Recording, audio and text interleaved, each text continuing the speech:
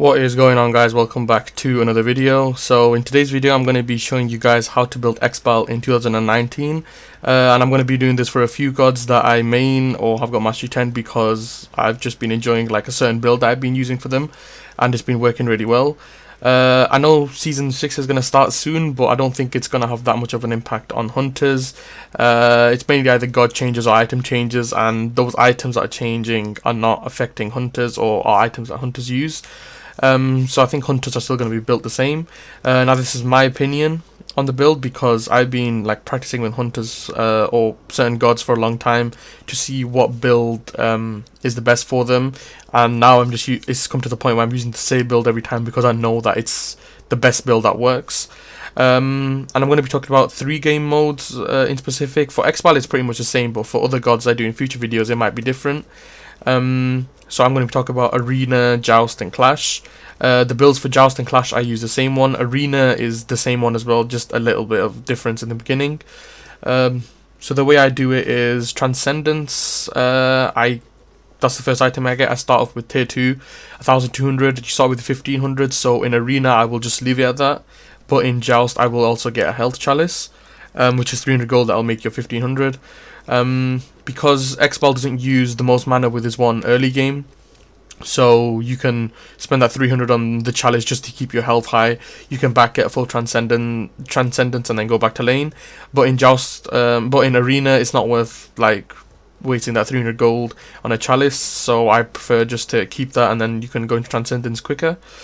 Second item I go into is Ninja Tabi because the attack speed you get from it is really helpful for gods like hunters like Xbal, because they don't have a built-in built-in attack speed buff like Artemis or Rama or Izanami, so they need all their attack speed they can get from items. So that's the main reason for getting Ninja Tabi.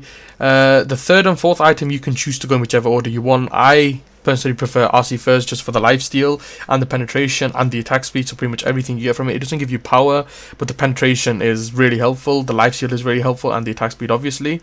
And the 25% lifesteal for 5 seconds if you're low is also really helpful, especially early game. Then you can go Executioner if you want, or the other way around, but these 2 items you want to get as third and fourth. Executioner is just amazing. You get the attack speed, you get the penetration, you get the power. It's just all around a really good item. That Executioner should be on every single hunter. I think that's just common sense if you have been playing Smite for a long time. So these 4 items are like a must in my opinion. They're compulsory. You gotta have them on any hunter that you're gonna be playing. The Transcendence you can change to Devours on hunters that are less mana hungry, but with Xbal late game you're gonna want to have your 1 active at all times, just so you can always be hitting really hard. Fifth and 6th item I prefer to go crit, which is Wind Demon and Deathbringer. Wind Demon because you get the power, you get attack speed, you get crit chance, and with the passive you get 20% quicker and a higher attack speed if you crit. And again, that's helpful on gods like Xbal because you're not going to be getting that speed buff, attack speed buff from your abilities, so you want to get it from items.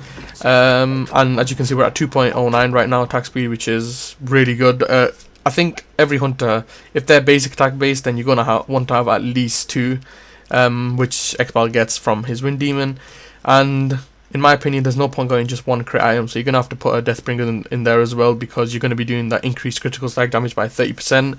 You get 25% crit chance and you get a 40 power. So as you can see there, the highest we're hitting is 639 damage. This is the build that I use every single game because late game you just hit so hard, like so hard. It's just amazing how hard you hit. And that's against tanks as well. Can demonstrate on this, you may. And the movement speed also really helps. Like if I'm backstepping, he's going to try and freeze me, but I'm not going to get frozen because I've got that increased movement speed, so I can go back quicker as well. Relic wise, we're going to go with Sanctuary. So this first relic, you can choose whatever you want it to be. It can even be sprint if you want, or whatever. If there's an Ares there, you can get beads, but you don't really need to with Xbal because you got your 3. But if they got an Ares and a Daji and you don't always have that up, you want to have a bead just in case. So that's optional, but you I think always have to have Heavenly Wings in there. Sprint because it gives you the haste when you upgrade it, so you don't have movement speed debuff when you're basic attacking, which is just amazing. Back when Fatalis was in the game, it was amazing. This game, it can't catch me. And late game, it's really good for chasing. Now, adapting your build, we're also going to talk about that. So the 4 items I said is a must. If you see that the opponent is building a Warlock Sash, or their tank has already a lot of health, or they've got a tank and a warrior, and someone building a lot of health, you want to go Kins, because Kins does bonus damage, 5% of the target's maximum health if they have over 2,000, or 3% if they have under 2,000, so that's going to be a lot of bonus damage you're going to be getting in. If you're dying a lot after like diving for a kill or whatnot, it's always helpful to get a Blood Forge. Yeah, I guess the tick damage from Xbalanque 2 can work well with Crusher as well, but you're not going to have that much power. But this could be a really good early item if you don't want to go RC, you can go Crusher instead. Toxic Blade, if they're healing a lot, you can use a Toxic Blade to reduce their healing. It gives you penetration as well, and it gives you that 30% attack speed and movement speed, so this is an amazing item if they do have a healer.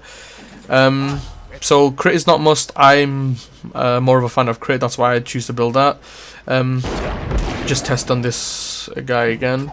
So we're hitting 81 extra every single time, which is part of its health, which is actually really good if you add that up on every single basic attack that you're going to be doing.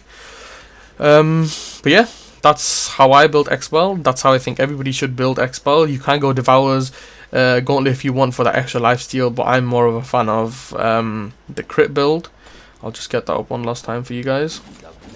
Test it out. If you think it works if a different build works for you, then you can leave that in the comments below. I can try that as well. But in my opinion, this is the best one. If there's any other gods you want to see me make builds on, then just leave that in the comments below. But be sure to check this build out. Let me know if you tried out in the comments below and how it went for you. I have made quite a few videos of me playing Xbal with this build as well, and as you can see, I do a lot of damage.